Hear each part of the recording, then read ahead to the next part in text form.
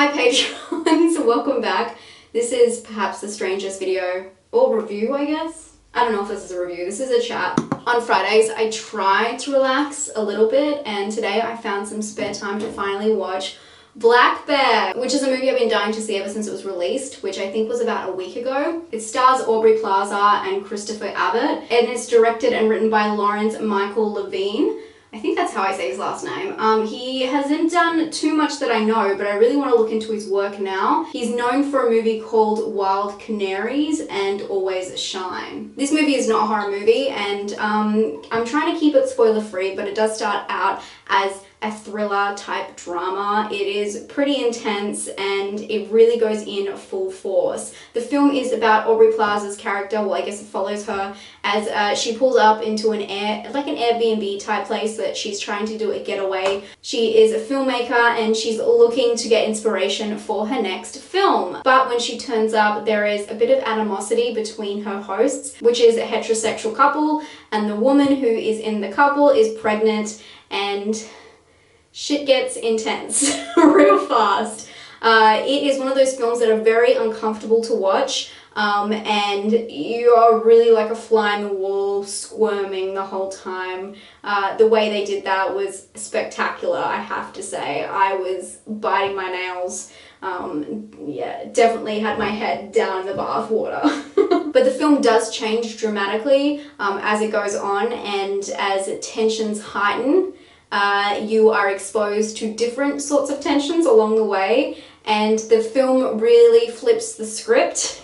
And yeah, it's just such an interesting ride from start to end, but I do think that people are going to like either the first half or the second half more. And it is split into two parts, and they do say that, you know, they do the whole part one, part two kind of thing with the title. And I think people are going to be very heavy on which part they like. I resonated more with part two, but part one I felt like was so interesting and so captivating, and I just love the way it's put together. It's really exciting seeing more experimental filmmaking, or more so seeing it still going on during this time, and I'm really happy that big names, I know Christopher Abbott, he's done some really experimental kind, I mean, I wouldn't call this fully experimental, but he's done these kind of films before. And I guess Aubrey Plaza has, like, Ingrid Goes West was quite one of those films where it was interesting and different and really genre bending. And I think of Christopher more in Girls. I don't know if any of you watch Girls, but he was a main character in Girls. I know the Lena Dunham stuff, but this was before that, before we knew. What I loved about this film is obviously it showcases some different variety, but also I really loved the setting. It's done in this cabin on a lake. It's beautiful, but also the way they shot it really, I mean, like kind of like this lens, this is like technically a pancake lens. They shot it really close, very soft, and very vulnerable, and I like that style. I think it does so well, especially when you're relying on the actors to really pull the story through, and this one fully relies on the emotions and how they release them to kind of tell the story. The story is just reactions and just emotions and nothing else. So I think it's really important to get quite vulnerable with the audience in that respect. I do think that this film is going to have people split. It has a 6.6 right now on IMDb, and people, someone said Nothing Happens.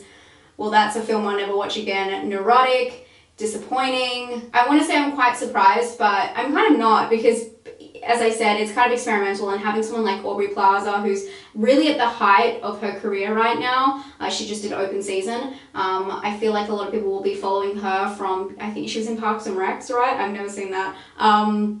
I think a lot of people will be following her from, yeah, her height of the career, and seeing her in something like this might be a little bit jolting and jarring, and just so different.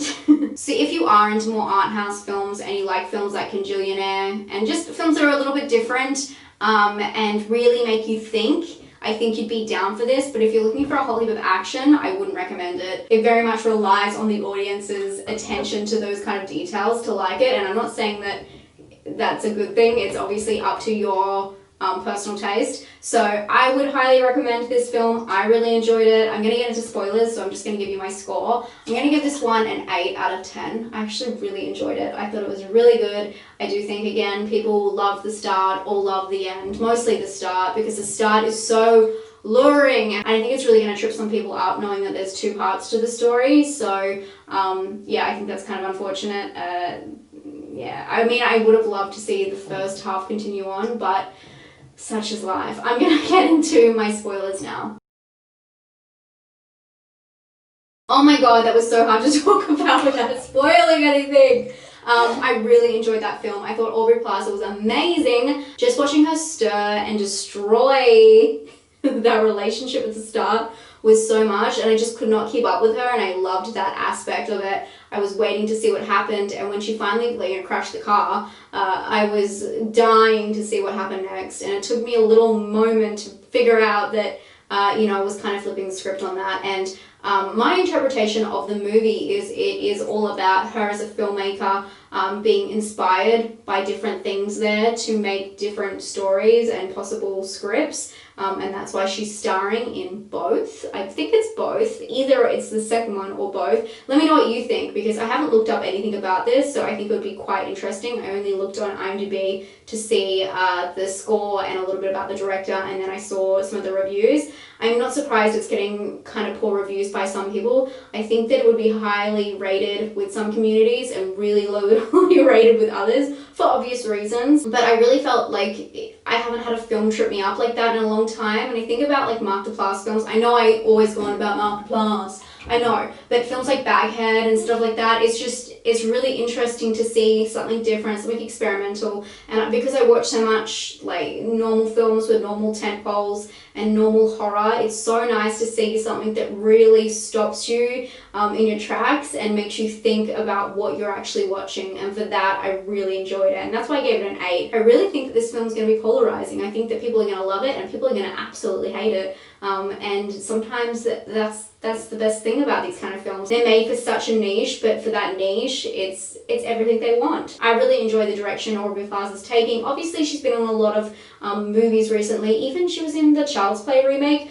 I think that, yeah, I really love her. I've always loved her. Since Ingrid Gone West, I love that film so much. And it's really exciting to see her work with smaller filmmakers. And this film was shot, I did see in the trivia that it was shot in, I think somewhere around New York, in the summer of 2019. So it has been a little while since this one actually got released, and who knows if it was meant to go to film festivals, which I believe a film like this, it would have been so good on the big screen. It would have been impeccable. But I think I watched it in the perfect location, in this bath, totally glued. I've been in here for over 2 hours now, my fingers pruning up. But watching it with a glass of wine, it was so perfect with all of those intense dinner scenes, Yeah, I really needed it. It was stressful. But I like watching those films that really impact you, because it shows how much you're getting drawn in to the moment, and I think that's really important and very cool. Thank you for hanging out for this bath chat. I know I didn't say anything that you probably hadn't already thought, but I'd love to hear your thoughts. Whether you liked the film or hated the film, I'd love to hear your thoughts either way. Please let me know in the comments down below, and I promise I won't do too many more bath videos. I was just in here anyway, and I thought, what the heck. Thank you so much for supporting me on the Patreon, and I'll see you next week for another bonus video. And if you're in the Discord, I'll see you there. Bye guys.